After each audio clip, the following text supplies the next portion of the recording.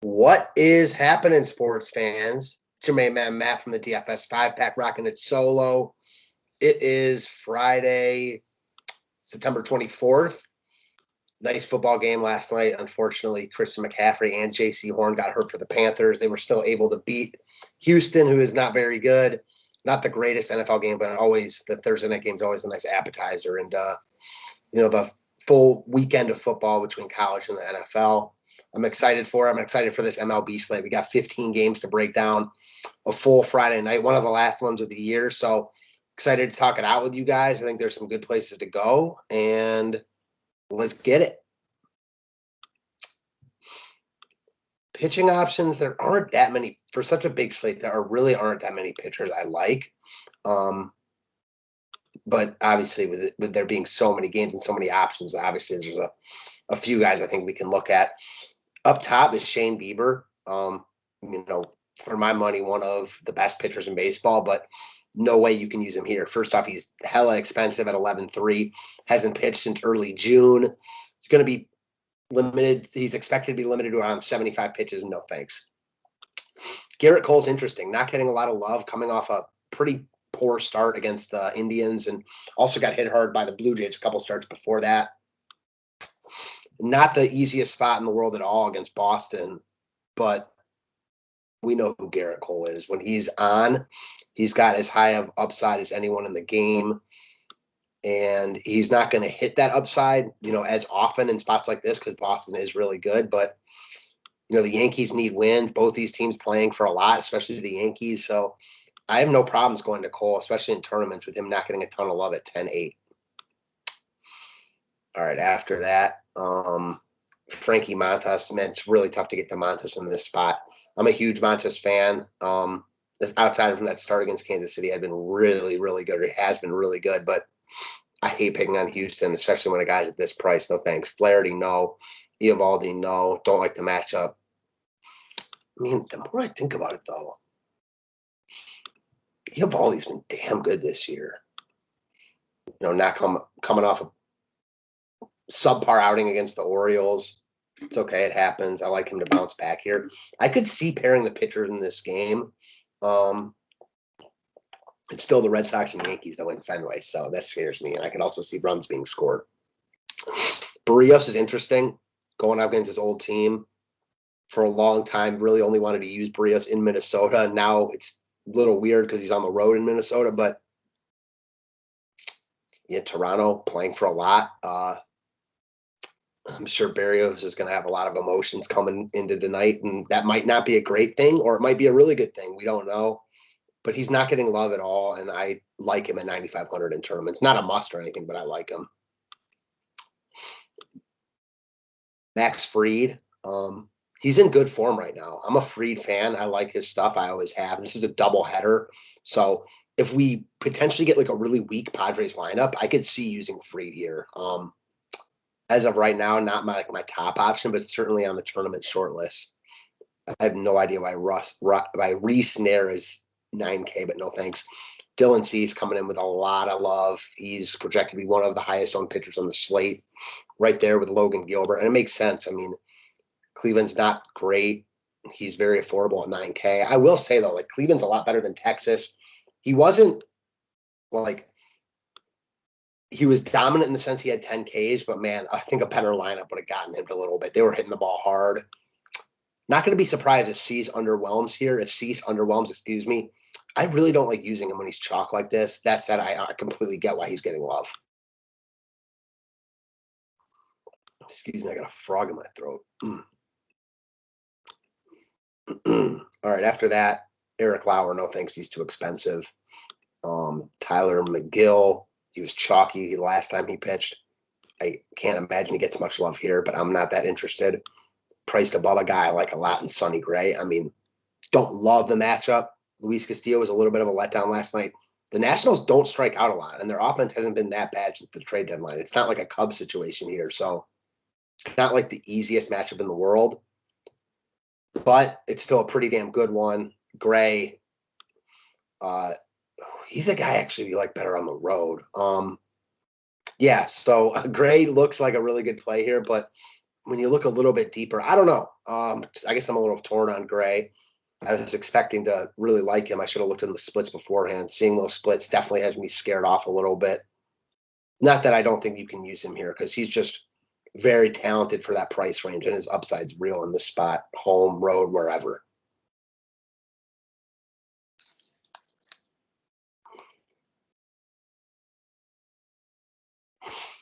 All right. After that, Alex Wood. No thanks, not in Colorado. He's a guy that's definitely better at home. Kyle Gibson, he's too pricey. I don't think that if you use him, he's going to like lose you the night, but I think he can just do better. Gonsolin, no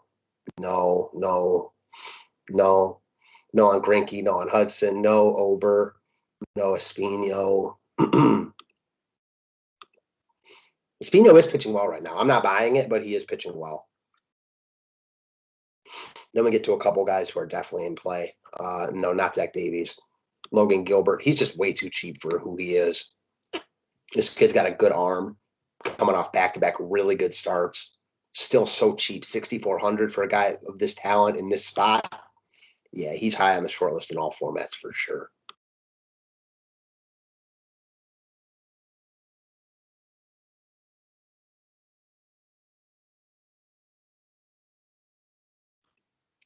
All right, sorry guys. Cannot get this frog out of my throat, but it's okay. Bear with me. After that, Jose Suarez is a look in the same game as Gilbert. I don't think you're crazy to like pair these guys together, hope for a low-scoring game, and load up on bats. That said, mentioned it before that last start that I thought he'd come back down to earth. He did. Not that he got like crushed, but he was not great. Kind of expect more of the same here on a smaller slate. I'd like Seattle. Edward Cabrera. He's a talented prospect. He's a guy I talked a lot about when he made his first start. Not really looking to use him here. He's 6,200, but man, Stott's just too tough. With Wander Franco now, he has to face a DH. Nah, no thanks on Mize. Carlos Hernandez is a look. Got shelled last time out against Oakland, but that happens. Kind of expect him to bounce back in a nice way here. Outside of that, he had been very good for this price point. For this matchup, he's just so cheap. Don't mind him at all. Nah, not looking at Anderson. Castellanos, no thanks. Howard and Wells, no. Lambert, Howard. We got Sam Howard and Spencer Howard. And Robertson, no thanks. So, yeah, for me, man, I thought I was going to like Sonny Gray a lot more than I do. I think that if I'm building one lineup right now, let me see one thing real quick.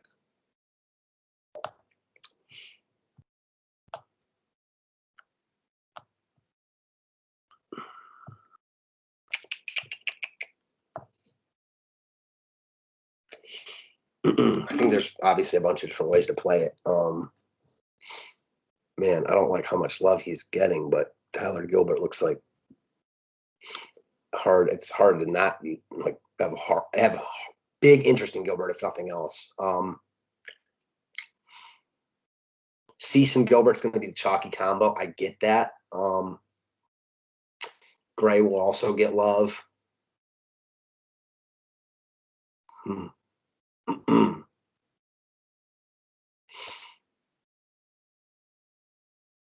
It's just difficult. I'm not even building yet, and it's difficult for me. So, as much as I don't like a chalky Gilbert, it looks like I'm kind of stuck here because I can't really decide on other guys I like. I'm just going to roll Sonny Gray for this conversation. If nothing else, easily could change by lock, is evidenced by my indecisiveness, if you will. Let's look ahead at some bats though, because there's obviously a bunch of good spots. Starting off with Philly against Sam Howard and the atrocious Pirates bullpen. JT Realmuto ended up being one of the highest scorers on the slate last night. Didn't even start. Expect him right back in there today. He's a great look. Bryce Harper looks good. I don't even think Philly gets that much love in this spot because there's just so many other teams. It does look like they're picking up like 5 to 10% in the aggregate, but that's nothing crazy. I think they're firmly in play as a full stack. Not my top stack on the board, but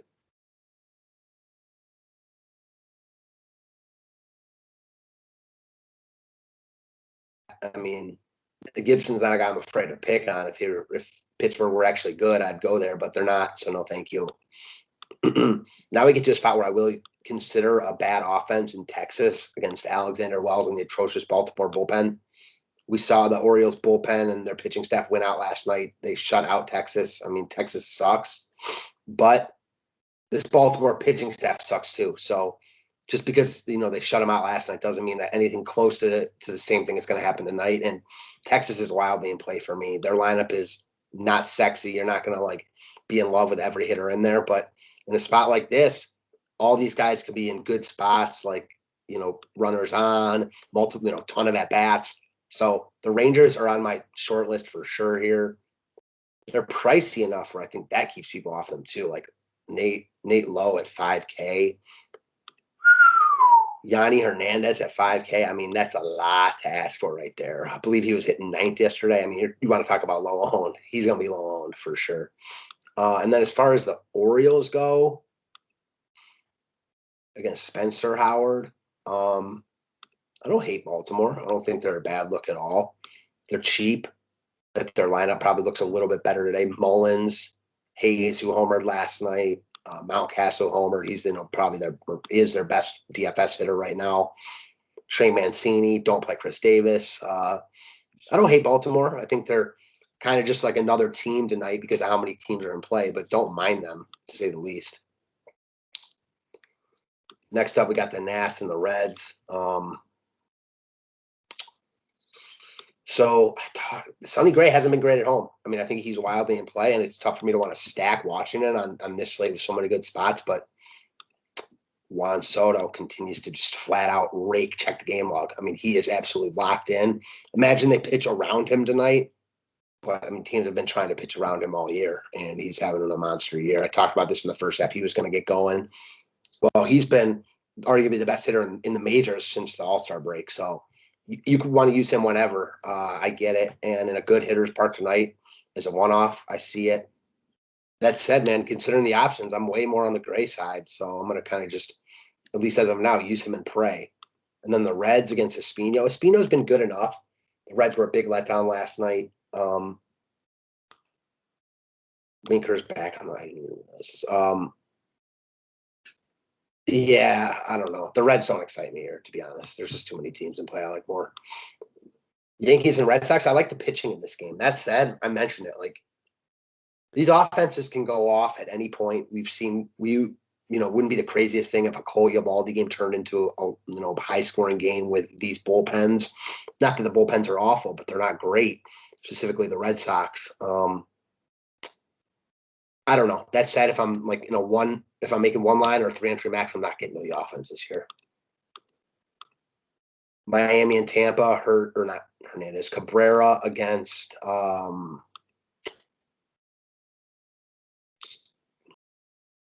Robertson starting, and then Yarborough's coming in. As far as Miami goes, I don't think this is the slate for it.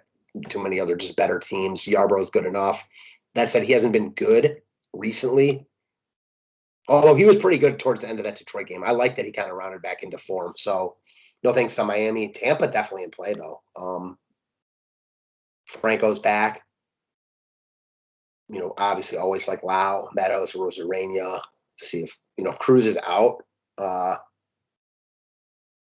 They got, much cheaper guys. Tampa's in play for me. I don't think they're my favorite stack on the board, but I think you could do a lot worse than plugging a bunch of these guys in. That's for damn sure. And it definitely makes me like them more with Franco back because he's a stud. White Sox and Indians. I don't know. The White Sox are kind of interesting here. We don't really know what to expect from Bieber. It's not like he was lights out before he went down. He's going to be on a limited workload. Indians bullpen is nothing to brag home about. That said, you're still dealing with probably 4, maybe 5 innings of Shane Bieber, and that's not ideal. He does give up power though, so if I were mass, multi-entering, I definitely have some White Sox exposure. They're cheap as hell. Maybe not the full stack, but guys like Moncada, lefty power, don't hate it. And as far as the Indians go, nah, Cease is good enough. Like, obviously, he's talked for a reason. I don't like that he's so popular, but I get it. And the Indians, like the guys you want to use, J-Ram and Reyes, expensive as hell. I mean, always in play for me, but really tough to see getting there on this slate.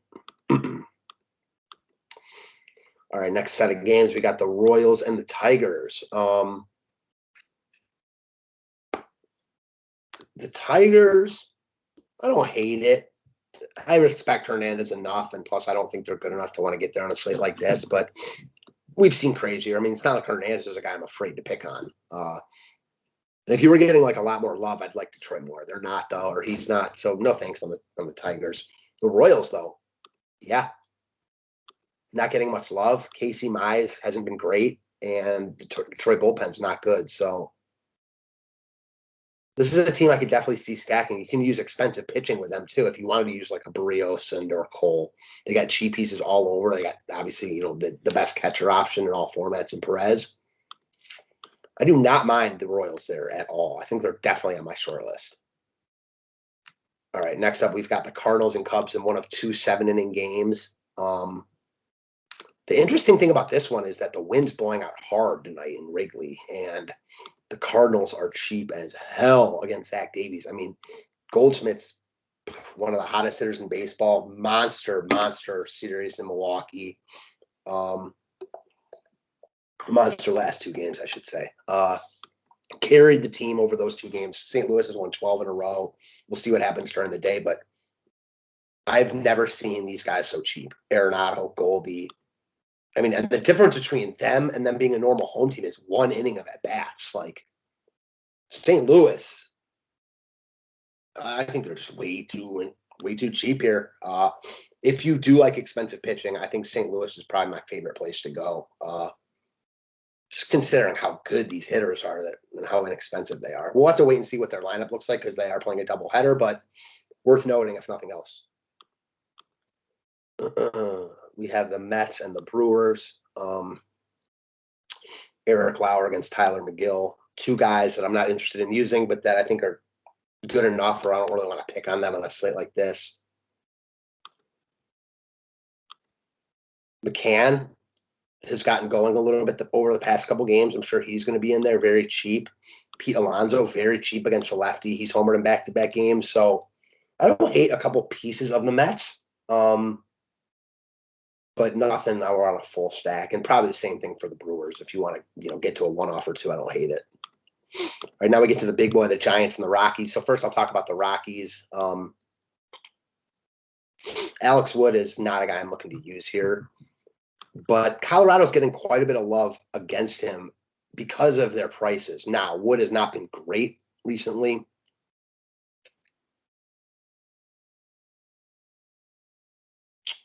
Hold on 1 second, guys.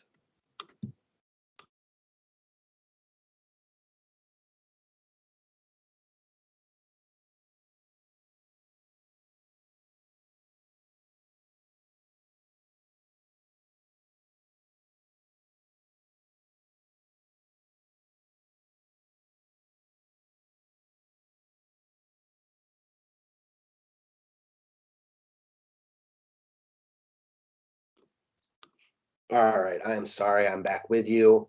Hopefully you didn't leave me. So Wood, he made his first, I forgot he made his first start since coming off the COVID IL, only threw 3 innings. Doubt we're going to see him throw a ton here.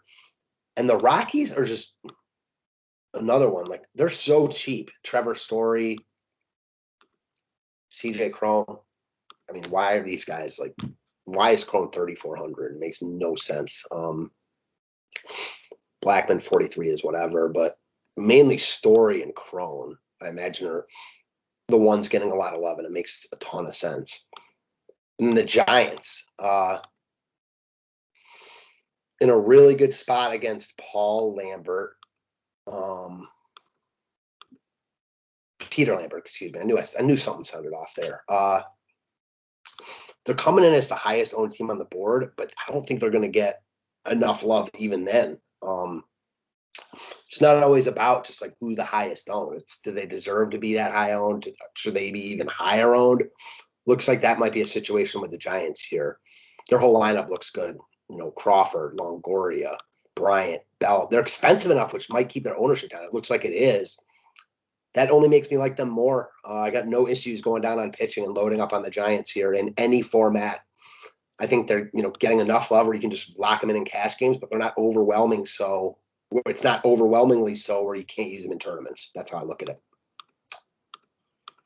Next up, we got the Blue Jays and the Twins. So Bailey over against Barrios. I mean, I could see Barrios like getting in his head a little bit here, and the Twins, maybe hitting a couple homers, but nothing I want to stack on a full slate. The Blue Jays, however, yes, they're expensive, so it's going to really keep their ownership down. Well, I should say only Vlad is crazy expensive. He's 6'2", Simeon's 5'5", and Bichette is 5'4", so those three are pricey. Springer 4'9" as well, but Teoscar, I think he looks like one of the best value bats in all formats at 4,200. I mean, 30, 110, hitting over 300, averaging close to 10 DK points a game. I think he's one of the best outfield plays on the slate in all formats, and I like Toronto quite a bit here if they're going to continue to get no love. All right, Mariners and Angels. We've got Logan Gilbert against Jose Suarez. The Angels, no thanks. Even if you think Gilbert gets hit a little bit here, maybe you just don't use Gilbert. I doubt the Angels are the team that wins this slate. Ohtani, I mentioned him yesterday. He had walked 4 times. Well, he walked another 3 times yesterday. I mean, I love Ohtani here. Whether you use Gilbert or you don't, 7 walks over the past 2 games. I love Ohtani here. Love. One of my favorite bats on the slate. Then the Mariners, I don't mind against Suarez. Nice series win for the Mariners against Oakland. 4-game sweep in Oakland. Probably feeling very good about themselves. They're expensive, but that will keep their ownership down, as always noted. Seager crosses lefties. He's hot right now. Ty France, good against lefties. Haniger, always good against lefties. Dylan Moore, hitting at the bottom of the lineup, good against lefties. He's seeing the ball well right now. I don't mind some Mariners here, at all. I think they're in play, and they're going to get 0 love. All right, next up, Diamondbacks and Dodgers. Dodgers coming in with a decent amount of ownership, and it makes sense. They're in a good spot on the road in Arizona. Nice win for them in Coors yesterday after it looked like they were going to lose that game. I mean, this is another. The Dodgers are always in play. Tonight is no exception. Their lineup is awesome. If you want to use them, do your thing. I have you have to use them tonight or you can't use them. I think they're wildly in play in all formats, but know that they're going to get some love. Then the Diamondbacks, I don't think Godslin's like a stud or anything like that. I'm not afraid to pick on him a little bit. Diamondbacks are pretty affordable. Varsho and Marte are expensive, but like Peralta, I mean, not that these guys are good anymore, but I don't hate looking at some Arizona as cheap pieces to fill in your lineup. Right, only a couple games left, and 2 that I'm really not that interested in. Oakland and Houston. We've got Frankie Montas and the A's hosting Zack Greinke and the Astros. I'm almost always interested in a low-owned Houston team, but not against Montas. I mean, listen, they're another one. If you want to use them, they're awesome. Altuve, Bregman, Jordan if he's in there. But man, Montas is really good too. So why am I trying to go there on a big-ass slate? And the same thing with Montas. I mean, Houston doesn't strike out. They're really good. Just going to pass on this one and hope that it kind of just middles out. If I were making enough lineups, I'd get to both sides because both sides are really good. And people won't play this game because both sides are really good. So it's baseball. Anything can happen. And if you play this game 1,000 times, there's going to be, I mean, I don't know the exact numbers, but let's say there's, 50% of the time it middles out where both sides are just okay. Well, 25% or 30% the Astros are going to crush Montas, and 20% Montas is going to crush the Astros. So know that going in, and that's baseball. As far as Oakland goes, definitely not interested in Greinke. He's not very good anymore. Oakland, though, they're kind of a dead man walking. Horrible series loss for them against Seattle. I can't see prioritizing Oakland at these salaries on this slate personally. Last but not least, the second 7-inning game, we've got the Braves in San Diego. Max Fried, I have interest in. I want to see what this Padres lineup looks like before I decide how interested I am. I am in him, really. But I'm not. I'm not looking at the Padres bats. And as far as the Braves go, Reese Nair and the Padres bullpen. I don't hate it. I mean, again, it's a doubleheader though, so might have a funky lineup. Doubt I fully stack this team. Like, I won't fully stack them on the main slate. If I were playing the late slate, potentially, because if they don't get any love, then that really opens a lot of things up. Big ass slate tonight, guys. That's what I got for you. Hope you enjoyed it. We got NFL content coming out this afternoon. Excited for the main slate this weekend. If you had any questions, if you want to go check out the DFS 5-pack, go do it. We would love to have you join the team. Hope you all have a great weekend, and I appreciate you as always. Thanks again.